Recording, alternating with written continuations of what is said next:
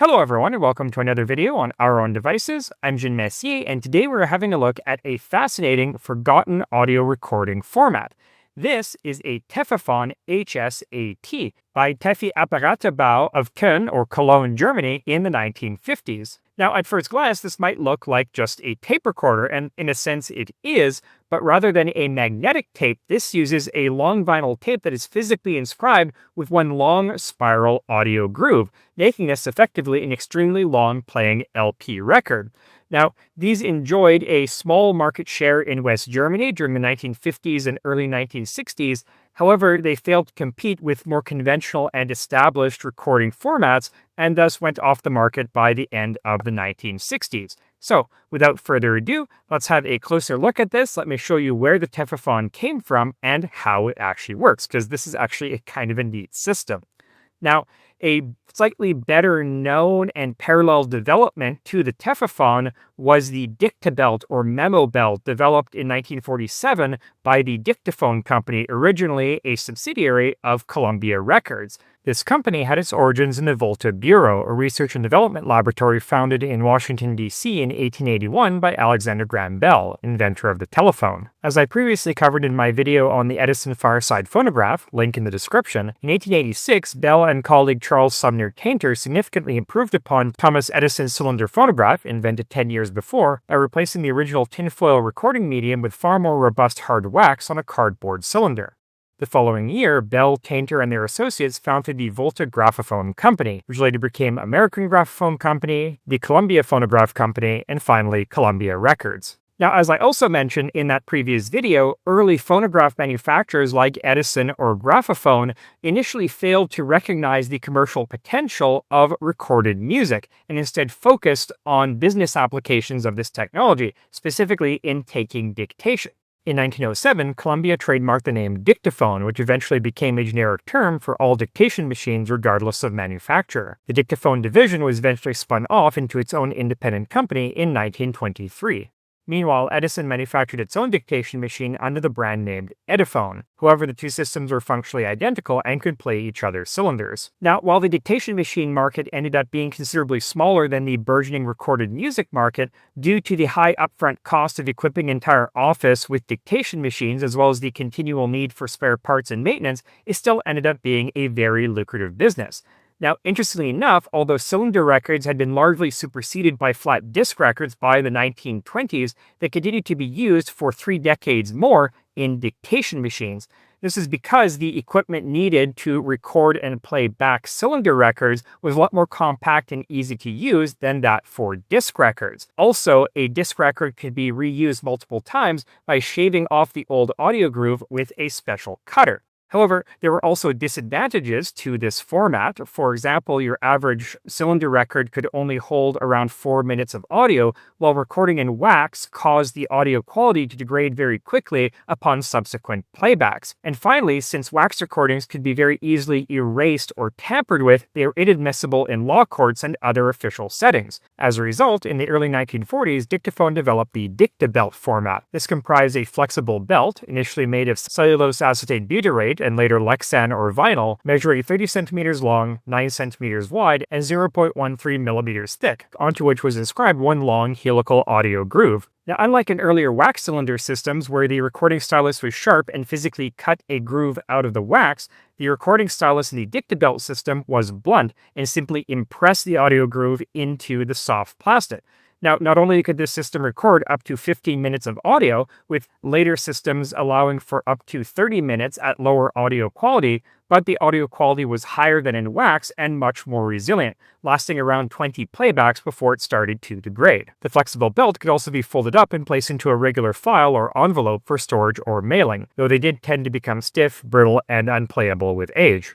Now, due to the outbreak of the Second World War, dictabelts were originally used by the military, for example, for recording enemy radio transmissions for later decryption. But in 1947, Dictaphone released the format commercially for use in its new line of Time Master dictation machines. Now, in addition to the advantages I've already listed, because they could not be easily erased or altered, Dictabelts were now admissible in court, and thus became very popular, if not mandatory, in many courthouses and police stations. Indeed, if you've ever heard of the Dictabelt format, it's likely because a Dictabelt recording of Dallas police radio traffic was a key piece of evidence cited by the 1978 House Select Committee on Assassinations in its investigation of the 1963 assassination of President John F. Kennedy. And for more on this, please check out Sean Munger's amazing, exhaustive two-part breakdown of the Kennedy assassination, link in the description. And even outside the legal system, Dictabelt proved extremely popular, accounting for up to 90% of the Dictaphone company's sales by 1952. The belts were primarily manufactured in red until 1964, blue until 1975, and purple until the format was ultimately discontinued around 1980. Now, of course, Dictabelt was not the only new recording format to be released during this period. For example, there was also the Edison Soundscriber and the Gray Autograph, manufactured by the Gray Manufacturing Company of Hartford, Connecticut. Both could record around 12 minutes of sound onto a soft vinyl disc 15 centimeters in diameter, around the size of a modern CD. And of course, magnetic wire recorders first became widely available in the late 1940s, though these were initially aimed more towards the home rather than the business market. And to learn more about this forgotten technology, please check out my previous video on the topic, link in the description. And all this finally brings us to the Tefifon, first developed in 1936 by German entrepreneur Dr. Karl Daniel and manufactured by Tefi Apparatebau GmbH of Pols am Rhein, a borough of Köln or Cologne, Germany. And by the way, Tefi is an abbreviation of Tonbandfabrik, or Audio Tape Works. Anyway, the Tefifon format was very similar to the Dictabelt, although the tapes were considerably longer, up to 100 feet or 30 meters, and a little bit narrower at 32 millimeters, a dimension chosen because early tapes were made out of standard 35 millimeter film stock, with later tapes being half this width at 16 millimeters. The grooves were cut at a pitch of around 5 tracks per minute, and the tapes ran through the machine at 7.5 inches or 19 centimeters per second, allowing up to 4 hours of sound to be recorded on a single tape. Originally, Tefi produced a machine capable of both recording and playback called the Tefifon with a PH, and later a playback-only machine called the Teficord, and later Tefifon with an F. Now, as with the Dictabelt, the outbreak of the Second World War meant that early Tefifon technology was mainly used by the military, for example, for recording enemy radio broadcasts. The first commercial units were not revealed until 1950 at the Düsseldorf Radio Exhibition in what was then West Germany. Unlike the 1930s versions, which used loose tape, these consumer versions used tape cartridges or cassettes, affectionately known as Tefis, making them much more convenient to use. Early versions held up to 25 minutes of audio, though by 1953 this had been increased all the way up to 4 hours. Now, Tefifons were offered both in combination units with radios as well as standalone units like this HS-AT. So let's have a closer look at this and let me show you how this works. The HS-AT was the fifth consumer model of the Tefifon produced, after the B51, the STS, the HS, and the HS-19. Now, from what I've been able to determine, HS stood for Heimstation, or home station, the idea being that instead of listening to a radio program produced elsewhere, you were listening to your own home music program produced in your living room. The HS-19 was subsequently developed into the HS-AT, this guy, as well as the HS-5 and 9, and the more compact KC-1, 3, and 4. Now, early Tefifons drove their tapes at 45 centimeters per second, but by the time of the HS, this had been reduced to 19.5 centimeters per second.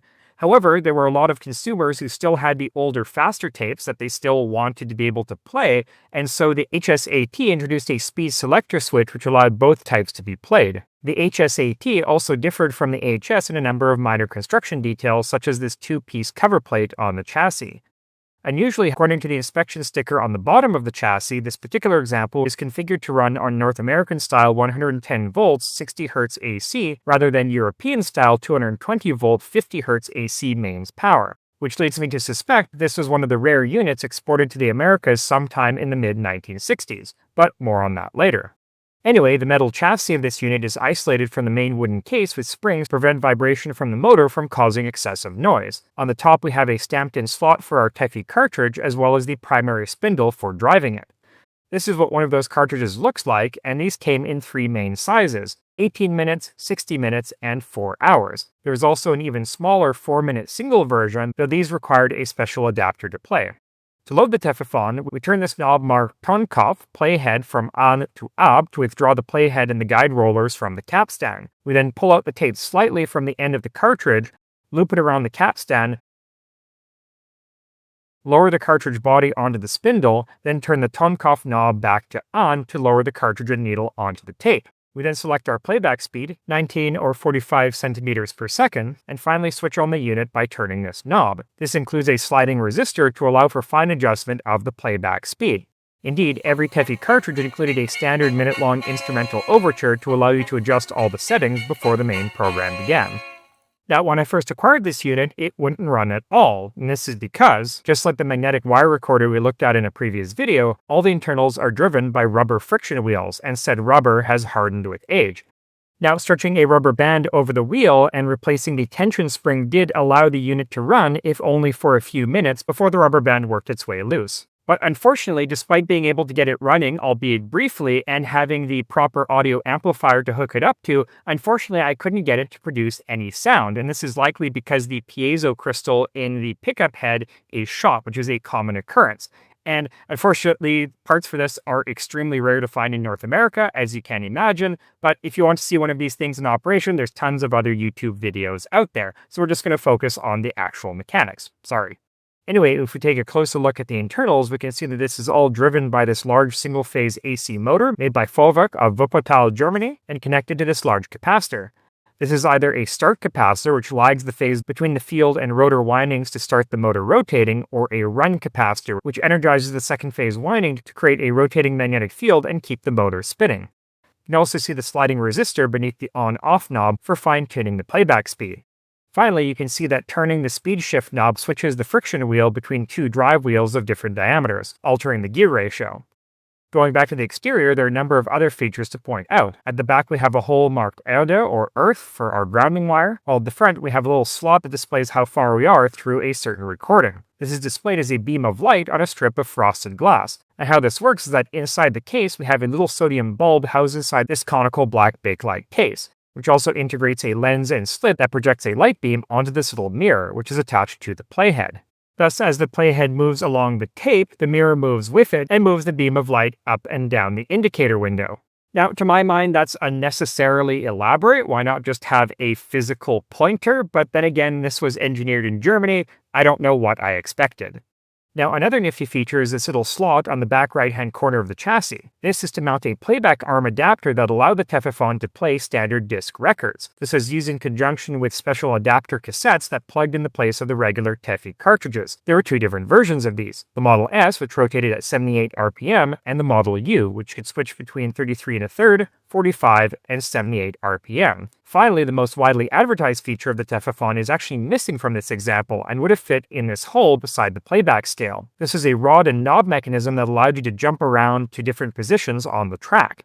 To use this, you pushed in the rod to withdraw the playhead from the tape, then twisted the knob to move the playhead up or down. Now, the degree of accuracy that you could achieve depended on the playtime of the cartridge. For example, for an 18-minute cartridge, you could skip forward or backwards around 18 seconds. For a 60-minute cartridge, this was about 1 minute, while for a 4-hour cartridge, it was around 4 minutes. However, since there were no separate tracks or any way of marking different parts of the track, you couldn't skip to any particular area like you could on the later magnetic 8-track cassettes.